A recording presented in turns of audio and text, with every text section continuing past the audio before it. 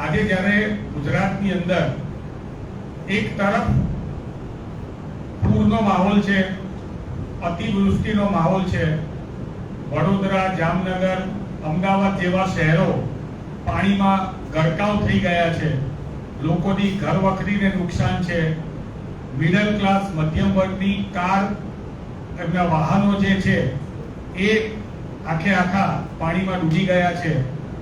આવી પરિસ્થિતિ વચ્ચે ભારતીય જનતા પાર્ટીના જે કંઈ પણ નેતાઓ છે, પદાધિકારીઓ છે, હોદ્દેદારો છે, તે લોકો વચ્ચે જઈ શકતા નથી અને લોકોએ તેમનો સ્વયંભૂ બહિષ્કાર કરેલો છે.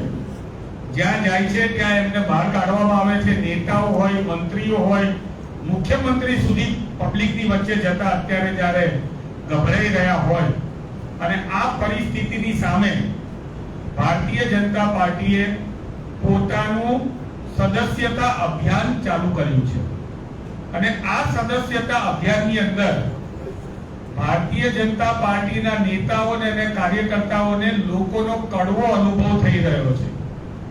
પોતાનું ટાર્ગેટ પૂરું કરવાનું છે. ગુજરાતના બે નેતાઓને, ભારતીય જનતા પાર્ટીના ગુજરાતના મુખ્ય બે નેતાઓને, ઉત્તર પ્રદેશના નેતાઓને એવું બતાવવું છે કે અમારે ત્યાં સૌથી વધારે સદસ્ય બન્યા.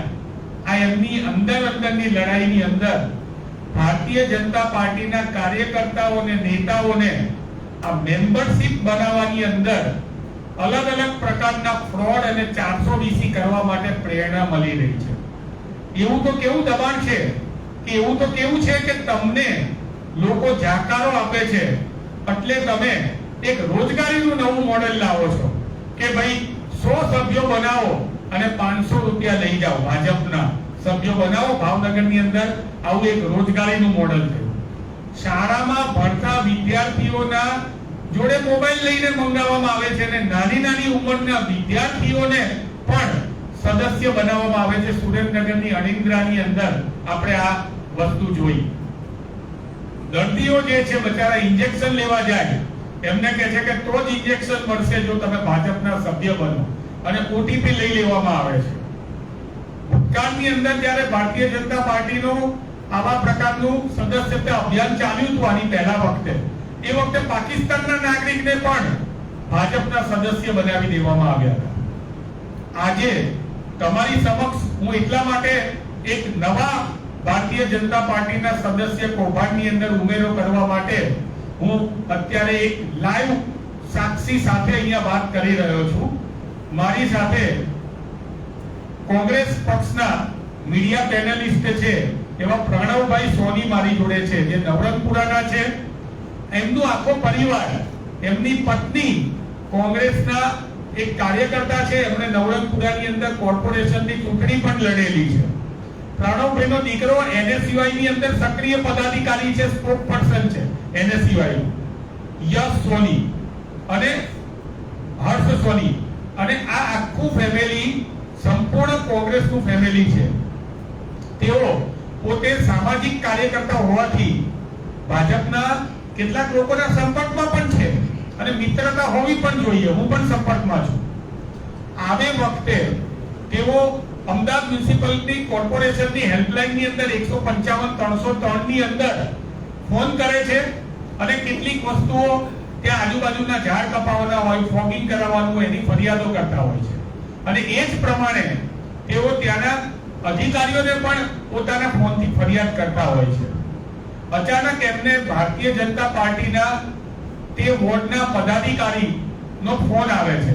અત્યાર સુધી ભાજપ, ફરીથી એકવાર કહું છું, આજે પણ મારે ડિબેટમાં કેસી પટેલ હતા, એમણે એવું કીધું કે આ બધો કોંગ્રેસનો કારસો છે, અમારો કોઈ પણ કાર્યકર્તા નથી. ડોક્ટરના ત્યાં પણ અમારા કાર્યકર્તા નથી કે બીજી સ્કૂલમાં પણ અમારા કાર્યકર્તા નથી. તો આજે હું ભાજપને સાબિતી આપું છું, મારી જોડે રેકોર્ડિંગ છે, હું સાબિતી આપું છું કે અમારા પ્રણવભાઈ સોનીને ભારતીય જનતા પાર્ટીના કાર્યકર્તાનો ફોન આવ્યો અને એ કાર્યકર્તા ભારતીય જનતા પાર્ટીના હોદ્દેદાર અને નવરંગપુરાના પદાધિકારી છે, દીપકભાઈ પુરોહિત. એમનો ફોન આવ્યો અને એમણે એવું કીધું કે ભાઈ ફટાફટ મને ઓટીપી આપ. આપણે ભાઈબંધીમાં કીધું કે ભાઈ શેના માટે? તો કે તને મારા ઉપર વિશ્વાસ નથી. અમને થયું કે ભાઈ કોઈ કામ કરાયું હશે કોર્પોરેશનનું, તો એના માટે ઓટીપી આપવાનો હશે. એમણે સીધો ઓટીપી આપ્યો. જેવો ઓટીપી આપ્યો સૌથી પહેલા એમણે ભારતીય જનતા પાર્ટીના સદસ્ય બની ગયા એવો એમના ઉપર મેસેજ આવ્યો. એમને ખબર પડી આ તો મારી જોડે છેતરપિંડી થઈ છે, એટલે એમણે ફરીથી ફોન કર્યો અને ફરીથી ફોન કરીને ભાઈને કીધું કે ભાઈ તમે મને કેમ બનાવી દીધા. તો એ ભાઈનું કહેવું છે કે ભાઈ અત્યારે કોંગ્રેસના ચડતા પાણી છે એટલે તમે અમારા ત્યાં મેમ્બર બનતા નથી. પહેલા તો તમે મેમ્બર બનવા માટે તડપડતા હતા, તમે ભાજપમાં છો એમ કરતા હતા તમે, અને અત્યારે તમે બનતા નથી. આજે ભાઈ જે હોય મને તમે આ મેમ્બરશિપમાંથી રિમૂવ કરો. રિમૂવ હજી સુધી કર્યા નથી. ઉલટાના એમની નફટાઈ તો જુઓ, પાછા એમ કે છે કે હવે તમને તો હું રિમૂવ કરું છું પણ તમારા પત્નીને બનાવી દઉં. ભારતીય જનતા પાર્ટીના લોકો આ રીતે સદસ્યતા અભિયાનના નામે સમગ્ર ગુજરાતના જે લોકો છે એમને આ રીતે છેતરી રહ્યા છે. મહેરબાની કરીને કોઈ ઓટીપી ના આપતા. જે પ્રમાણે ઓટીપી ના બેંકોમાં ફ્રોડ થાય છે, જે પ્રમાણે ઓટીપી ના સાયબર ફ્રોડ થાય છે, એ જ પ્રમાણે આ એક ઓટીપી નો નવો ફ્રોડ છે કે ભારતીય જનતા પાર્ટી કરી રહી છે. હું તમને એ ભારતીય જનતા પાર્ટીના પદાધિકારી અને આ ભાઈ પ્રણવભાઈ સોનીનું 1 મિનિટની ઓડિયો ક્લિપ સંભળાવું છું જે પહેલી હતી. તારામાં ઓટીપી આવશે. મને આપજો, બોલો નંબર બોલો. બધા નંબર બોલ. 70161 70161 161 59 59 59 59 હા 59 5 ચાલો લે ઓટીપી આવશે. જો હા પણ ચાલો છે યાર, તને કહું તને ભરોસો નથી મારી પર તો. અરે પૂછું છું તેનો છે કે મારે ઘણા બધા ઓટીપી કોડ સોરી ઓટીપી ને કોડ આવશે. ચાલો હા કોણ કીધું છે? 135 015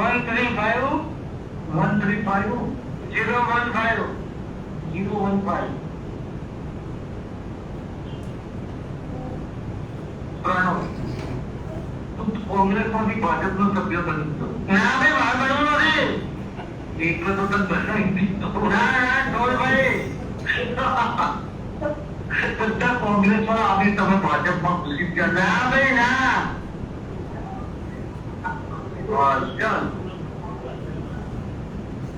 બધા કોંગ્રેસ વાળા તમે ભાજપમાં ઘૂસી ગયા છો. પહેલા તો કોંગ્રેસના ગયેલા લોકોનું પણ ત્યાં કેવું અપમાન કરી રહ્યા છે એ પણ તમે જુઓ છો અને આ પણ જુઓ છો. ફરીથી આ ભાઈ ફોન કરે છે એમને.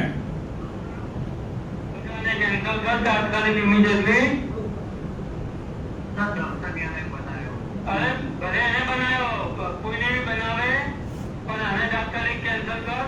આપણા પર્સનલ રિલેશન અલગ છે કે આ વાત તમારા જોડે હવે તમારે ચર્ચા પાડી છે તો ભાજપ નહીં આવું લાગતું. ના એવું નથી. હું ભાજપમાં આવી ગયો, હું આમ આવી ગયો તેવું હવે તમારે ચર્ચા પાડી છે એટલે અમારા વેર પાછળ આવો છો ભાઈ. ના એવું નથી. આજે મને એવું કહ્યું મેં કહ્યું બેબંધીમાં વિશ્વાસ ઉપર મને કહ્યું કે સારું કેન્સલ કરી મારે તકલીફ થાય તો ગયા.